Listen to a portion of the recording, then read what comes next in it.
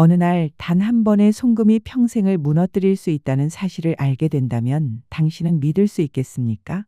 아무런 전조도 없이 그저 손끝 한 번의 이체가 당신의 모든 계좌 기록을 뒤흔들고 평생 쌓아 올린 신뢰마저 의심받게 만드는 순간이 찾아옵니다. 그 시작은 단순해 보였습니다. 숫자 50만 원. 하지만 그 안에는 상상보다 훨씬 깊고 오래 준비된 흐름이 숨어 있었습니다. 여름이 가장 뜨겁게 달아오른 시기, 전국을 휩쓴 한 장의 이미지. 그 안에 짧은 문장은 사람들의 일상을 단숨에 얼어붙게 만들었습니다. 그리고 저는 알고 있었습니다. 이것이 단순한 유행성 소문이 아니라는 것을. 수많은 상담과 현장에서 목격한 한 번의 거래로 인생이 송두리째 바뀌어 버린 사람들의 얼굴이 제 눈앞에 스쳤습니다. 이제부터 펼쳐질 이야기는 단순한 금전 거래나 세무 절차를 넘어섭니다. 법과 기술이 그리고 보이지 않는 데이터의 물결이 어떻게 한 사람의 삶을 송두리째 바꿔놓는지. 그러나 이 모든 건 아직 시작에 불과합니다. 궁금한 점이나 비슷한 경험이 있으시다면 댓글로 나눠주세요. 당신의 안정적인 삶을 돕기 위해 저희는 이 자리에 있습니다. 그리고 지금 민지 채널을 구독하시고 꼭 알아야 할 복지 정보를 빠짐없이 받아보세요. 한여름의 끝자락, 숨이 막히는 듯한 7월 말. 그날 제 손에 들어온 한 묶음의 자료는 겉으로는 평범해 보였지만 속 깊숙이 훨씬 더 거대한 변화의 징후를 숨기고 있었습니다. 50만 원이라는 숫자가 단순한 금액이 아니라 이미 오래전부터 준비되고 다가오던 시대의 변화를 예고하는 신호였던 겁니다. 그 순간 저는 직감했습니다. 이 이야기는 단순한 소문이 아니며 진짜 이야기는 이제부터 시작된다는 것을. 불과 몇 시간 전 한 장의 이미지가 카톡방을 타고 전국으로 번지고 있었습니다. 손주에게 50만 원만 보내도 AI가 당신의 계좌를 실시간 감시한다. 마치 영화 속 비밀 수사 장면처럼 그 문장은 사람들의 불안 깊숙이 파고들었습니다.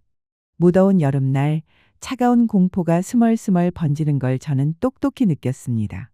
사람들은 세무조사를 늘 나와는 상관없는 이야기라고 생각합니다.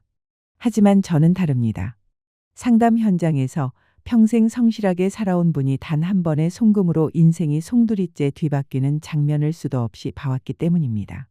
20년 경력의 세무사이자 세무조사 대응 전문 컨설턴트로서 저는 잘 알고 있습니다. 이런 소문이 가십으로 끝나지 않는 이유를. 법과 제도가 변했고 이제 기술이 사람보다 먼저 이상 신호를 포착하는 시대가 열렸으니까요. 사실 법적으로 국세청이 모든 국민의 계좌를 실시간 감시하는 것은 불가능합니다. 금융실명법과 개인정보보호법에 따라 계좌 내역 조회는 반드시 법에 정한 사유가 있어야만 가능합니다. 하지만 최근 국세청은 차세대 인공지능 분석 시스템을 도입했습니다. 세무조사 대상을 선정하는 과정이 그 어느 때보다 정밀해진 것이죠. 올해 초부터 이 AI는 이미 법인세 정기조사에 활용되고 있었고 7월부터는 개인 사업자까지 그 범위가 확대되었습니다. 국세청이 막대한 예산을 투입한 이유는 조사 건수를 무작정 늘리기 위해서가 아닙니다. 억울한 조사를 줄이고 정말 탈세 가능성이 높은 것만 효율적으로 걸러내기 위한 목적입니다. 기존에 100건을 조사했다면 AI 분석으로는 200건까지 늘릴 수 있습니다. 그러나 하루아침에 1000건으로 폭증시키는 일은 불가능합니다. 왜냐하면 결국 세무조사는 국세청 직원이 직접 발로 뛰어야 하고 인력과 시간에는 한계가 있으니까요. 결론부터 말하자면 50만 원만 보내도 바로 조사한다는 식의 이야기는 과장입니다. 하지만 AI가 본격적으로 가동되면서 거래 패턴 분석이 훨씬 정밀해진 건 부정할 수 없는 사실입니다. 그렇기 때문에 평소 거래 내역이 불필요하게 오해받지 않도록 작은 금액 하나까지도 투명하게 기록하고 관리하는 습관이 필수가 됐습니다. 세무조사 건수가 지나치게 많아지면 민원이 폭발적으로 증가하기 때문에 국세청은 매년 조사 건수를 일정 범위에서 조절합니다. 무조건 늘리는 것이 아니라 반드시 필요한 것만 골라내는 것이죠. 지난해에는 AI 분석을 주로 법인 대상 탈세 조사에 활용했지만 올해 7월부터는 그 범위를 개인으로까지 확대했습니다. 국세청은 이를 통해 조사 대상 선정의 공정성과 객관성을 한층 높이겠다고 공식적으로 밝혔습니다. 이미 올해 조사 건수 목표치는 꽉 찼습니다. 그 안에서도 국세청은 더 정밀하고 합리적인 대상을 추려내려 합니다. 이번에 도입된 AI 시스템은 정기 세무조사뿐 아니라 비정기 세무조사에도 적용됩니다. 작년에만 1,800만 사업자의 재무제표와 신고서가 분석 데이터로 사용되었고 그 방대한 자료를 토대로 AI는 꾸준히 학습해왔습니다. 그리고 지난 7월 말부터는 개인 정기조사 대상 선정에도 AI가 본격적으로 투입되고 있습니다. 물론 지금 당장 가족 간에 오가는 10만 원, 20만 원 같은 소액 거래까지 전부 소명하라는 상황은 벌어지지 않을 가능성이 큽니다. 하지만 기술이 발전하면 분석 범위와 정밀도가 지금보다 훨씬 넓어질 수 있습니다. 오늘은 그저 루머처럼 들리더라도 내년이나 내후년에는 실제 사례가 될 수도 있다는 얘기입니다. 국세청은 이미 미래 추진단을 발족해 AI 기반 국세행정 로드맵을 마련했습니다. 앞으로는 숫자와 데이터 패턴이 명확히 잡히면 은닉 자산 탈세 장부 조작 같은 전형적인 유형을 AI가 먼저 포착하고 사람이 이를 검증하는 구조로 전환될 것입니다. 이는 단순히 조사 건수를 늘리는 것이 아니라 조사 자체의 정밀도와 신뢰도를 높이는 방향입니다. 저는 이런 변화를 모른 채 살아가는 것이 가장 위험하다고 생각합니다. 세법은 모르면 손해인 경우가 많습니다. 언젠가 세무조사가 닥쳤을 때 어떻게 대응할지 미리 알고 대비하는 것이 불필요한 오해나 불이익을 막는 가장 확실한 방법입니다. 결국 지식과 준비가 최고의 방어입니다. 최근 새로 취임한 국세청장은 첫 기자회견에서 이렇게 말했습니다. 현재 체납액이 110조 원에 달합니다. 이를 전수조사에 AI로 끝까지 추적하겠습니다. 이건 단순한 수사가 아니라 국가 차원에서 막대한 체납액 문제를 반드시 해결하겠다는 강한 의지입니다. 특히 이번에는 AI 활용을 강조했습니다. 과거에는 사람이 직접 일일이 자료를 확인하느라 한계가 있었지만 이제는 방대한 데이터를 AI가 먼저 걸러내고 그 결과를 바탕으로 세무 공무원이 신속히 조치하는 방식으로 바뀌고 있습니다. 더 나아가 이 AI는 단순한 조사 도구에 그치지 않고 세무 컨설팅에도 활용될 예정입니다. 머지않아 홈택스 손택스에서 실시간으로 질문에 답변하고 개인 맞춤형 절세 팁까지 제공할 수 있게 됩니다. 세무사 사무실에 직접 가지 않아도 일정 수준의 상담과 안내를 받을 수 있는 시대가 바로 눈앞에 다가온 것입니다. 그렇다 보니 일부에서는 이제 10만 원, 50만 원 주고받는 가족 간 송금까지 전부 감시하는 거 아니냐 는 우려를 하십니다. 그러나 저는 그렇게 보지 않습니다. 국세청은 적이 아니라 법과 절차 속에서 세무 행정을 수행하는 기관입니다. 문제는 늘 정보 부족에서 오는 불필요한 오해입니다.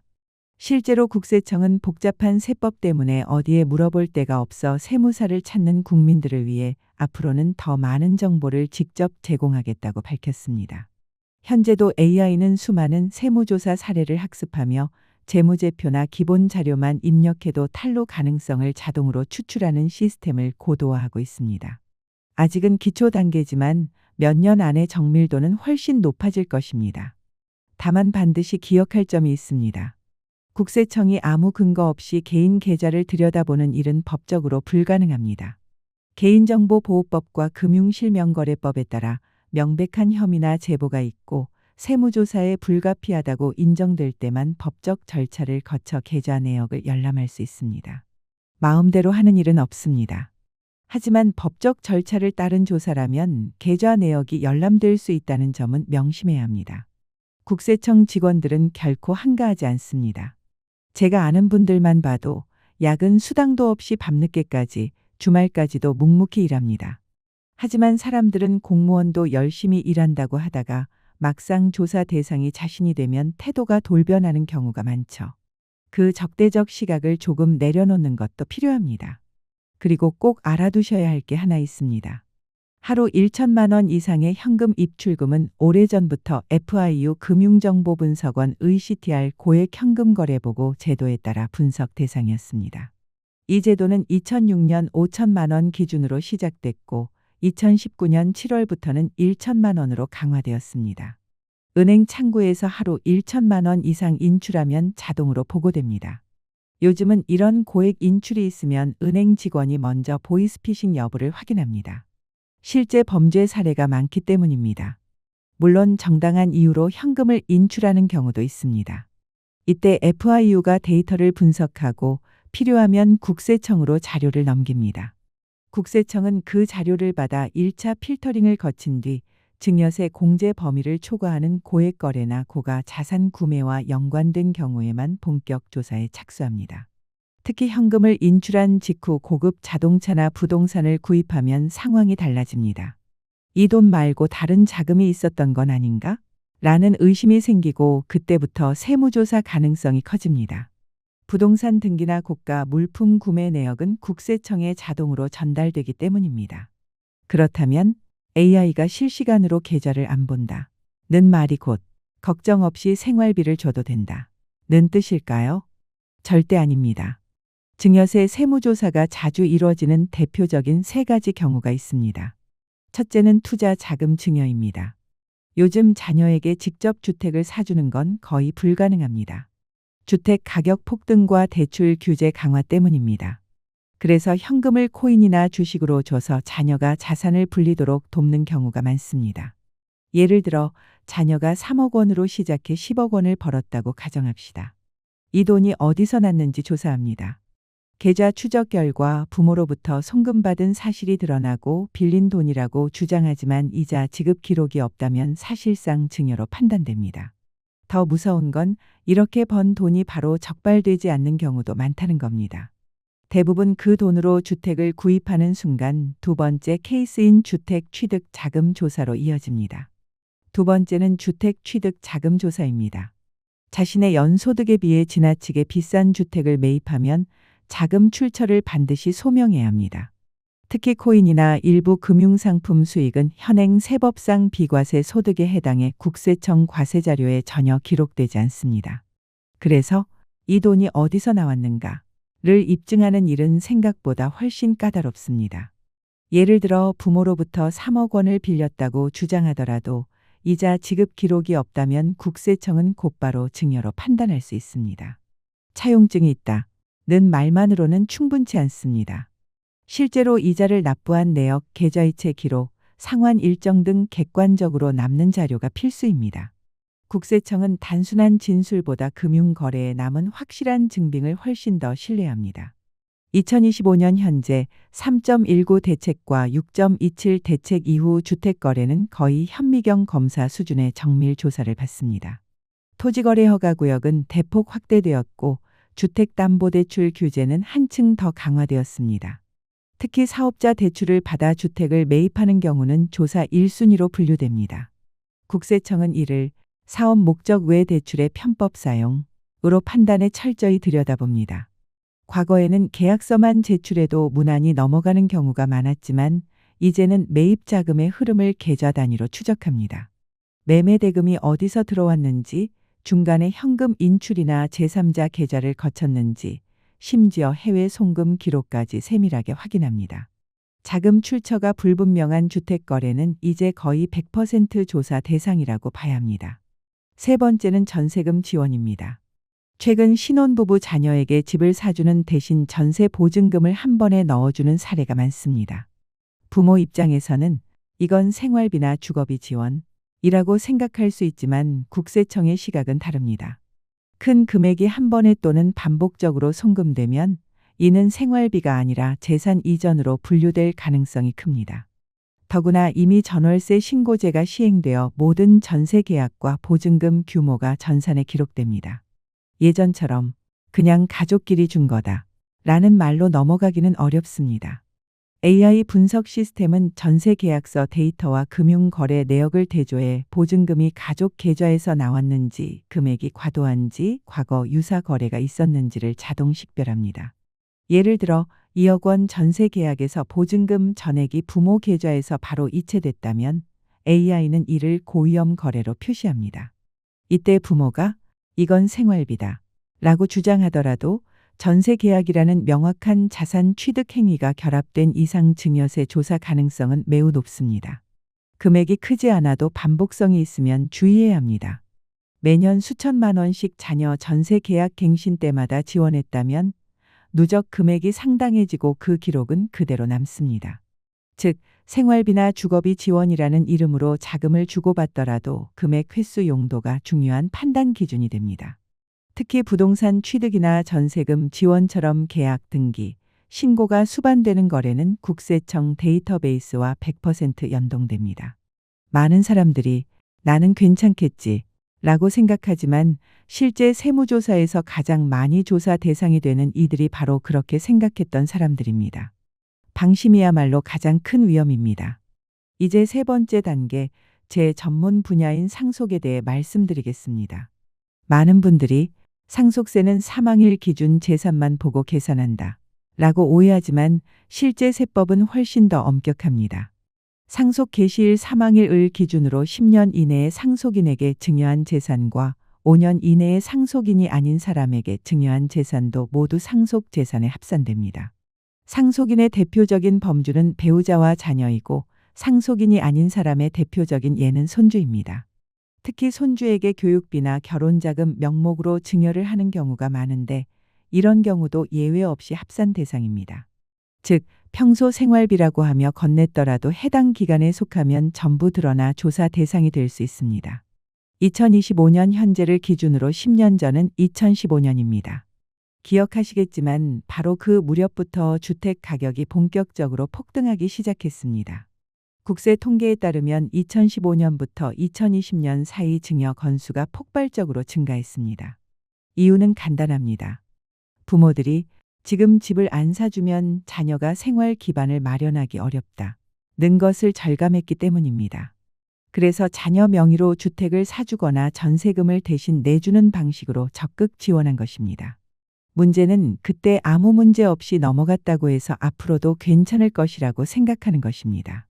아직 국세청에서 연락이 없었다면 그건 단지 운이 좋았을 뿐입니다. 부모가 향후 10년 안에 돌아가신다면 그동안의 거래 내역이 모두 조사 대상이 됩니다. 이때 과거에 내지 않았던 증여세의 가산세 100% 이상이 붙고 상속세까지 더해진다면 그야말로 세금 폭탄이 될 수 있습니다. 저는 지금도 이런 사건에 대한 세무조사 방어를 자주 맡고 있습니다. 경험상 10년 내 거래 내역을 미리 점검하고 기간이 남아있다면 사전에 대책을 세우는 것이 가장 현명합니다. 빌린 돈이라면 반드시 차용증을 작성하고 이자를 지급하며 상환 내역을 계좌이체 등 객관적인 방법으로 남겨야 합니다. 말로만 빌린 돈이라고 주장해서는 거의 통하지 않습니다. 또한 상속세를 줄이는 가장 좋은 방법 중 하나는 부모님이 건강하게 오래 사시는 것입니다. 건강식품이나 보약을 챙겨드리고 정기검진을 도와드리는 것은 단순한 효도가 아니라 장기적으로 가족 재산을 지키는 전략입니다. 부모님이 오래 사시면 상속 시점이 늦춰지고 그만큼 증여 합산 기간 10년, 5년에 해당하는 거래가 줄어드는 효과가 있습니다. 마지막으로 강조드리고 싶습니다. 50만 원이나 20만 원을 주고받았다고 해서 AI가 즉시 세무조사를 한다는 건 과장된 소문입니다. 그러나 금액이 크거나 반복적으로 이루어졌거나 특히 상속과 연관된 증여라면 언젠가는 드러날 수 있습니다. 설마 라는 생각은 버리고 지금부터라도 거래 기록과 증빙을 꼼꼼히 정리하는 습관을 들이시길 바랍니다. 정리하자면 최근 국세청이 AI를 본격 도입하면서 세무조사 방식은 과거와 전혀 다르게 변하고 있습니다. 예전에는 세무조사가 비교적 선택적이고 제한적으로 진행됐다면 이제는 방대한 데이터를 AI가 사전에 분석해 의심 거래를 찾아내고 그 결과를 바탕으로 공무원이 직접 확인하는 구조가 자리 잡아가고 있습니다. 많은 분들이 나는 평생 성실하게 살아왔는데 왜 걱정해야 하느냐고 말씀하시지만 여기서 중요한 것은 의도와 상관없이 세법상 문제로 분류될 수 있는 거래가 있다는 사실입니다. 가족 간의 금전 거래, 투자 자금 지원, 주택 구입, 전세금 지원 그리고 상속과 관련된 증여가 대표적인 예입니다. 앞으로 AI 시스템이 더 정밀해지면 우리가 평소 괜찮다고 생각했던 거래까지도 분석 대상에 포함될 가능성이 큽니다. 예를 들어 5년 전 자녀에게 결혼 준비 자금으로 준 5천만 원, 손주에게 유학비 명목으로 송금한 3천만 원 같은 경우입니다. 당시에는 문제없이 지나갔더라도 상속이나 다른 조사 계기가 생기면 그 기록이 다시 불려 나올 수 있습니다. 또한 지금은 10만 원, 20만 원 같은 소액 거래까지 전부 조사하는 단계는 아니지만 기술 발전 속도를 감안하면 앞으로 패턴 분석의 정밀도가 크게 높아질 것입니다. 단순 금액이 아니라 거래의 빈도, 시기, 상대방, 사용처 등을 종합적으로 평가하기 때문에 소액이라도 특정 패턴에 해당하면 위험 신호로 분류될 수 있습니다. 그렇기 때문에 제가 드리고 싶은 첫 번째 조언은 모든 거래를 투명하게 기록하라는 것입니다. 특히 가족 간 거래는 반드시 계좌이체로 하고 필요하면 간단한 차용증이라도 작성하십시오. 나중에 조사관 앞에서 증빙이 없습니다. 라고 말하는 것보다 서류 한 장을 보여주는 것이 훨씬 안전합니다. 두 번째는 사전 점검입니다. 10년 내에 있었던 큰 금액 거래를 한번 정리해 보십시오. 부모, 자녀, 손주 간의 송금, 부동산 취득 자금, 전세금 지원 내역 등을 표로 만들어 놓으면 혹시 문제가 될 만한 부분이 있는지 미리 알 수 있습니다. 세무사 상담을 통해 이런 자료를 점검하면 세무조사 위험을 상당히 줄일 수 있습니다. 세 번째는 상속증여 계획의 장기적 관리입니다. 많은 분들이 돌아가시기 몇 년 전에야 상속 계획을 세우지만 그때는 이미 10년 합산 규정 때문에 세금을 크게 줄이기 어렵습니다. 최소 10년 이상의 계획을 세우고 가능하다면 조금씩 분산 증여를 하는 것이 바람직합니다. 네 번째는 심리적 거리 두기입니다. 세무조사라는 말을 들으면 괜히 겁이 나고 국세청을 적처럼 느끼는 경우가 많습니다. 하지만 국세청 직원들도 맡은 바 임무를 수행하는 사람들입니다. 우리가 세법과 제도를 잘 이해하고 정당하게 대응하면 불필요한 갈등은 줄어듭니다. 오히려 이런 제도를 활용해 세금 상담을 받고 절세 전략을 세울 수도 있습니다. 마지막으로 가족과의 소통을 강조하고 싶습니다. 세금 문제는 종종 가족 간 갈등의 씨앗이 되기도 합니다. 미리 상속증여 계획을 가족과 공유하고 왜 이런 방식으로 하는지 설명해 주십시오. 그래야 나중에 세무조사가 들어와도 가족이 한 목소리로 대응할 수 있고 불필요한 오해나 분쟁을 막을 수 있습니다. 2025년 여름, 우리는 AI 시대의 세무 행정을 맞이하고 있습니다. 세금 제도는 점점 더 데이터 중심, 패턴 중심으로 진화하고 있습니다. 이런 변화에 대비하는 가장 좋은 방법은 두 가지입니다. 첫째, 모든 거래를 투명하게. 둘째, 미리 준비하고 기록하는 습관. 이 두 가지만 지켜도 대부분의 불필요한 세무조사를 피할 수 있습니다. 혹시라도 이미 위험 신호가 있는 거래를 하셨다면 지금이라도 정리하십시오. 증빙을 보완하거나 세무사와 상의해 합법적인 조치를 취하면 나중에 받을 충격을 크게 줄일 수 있습니다.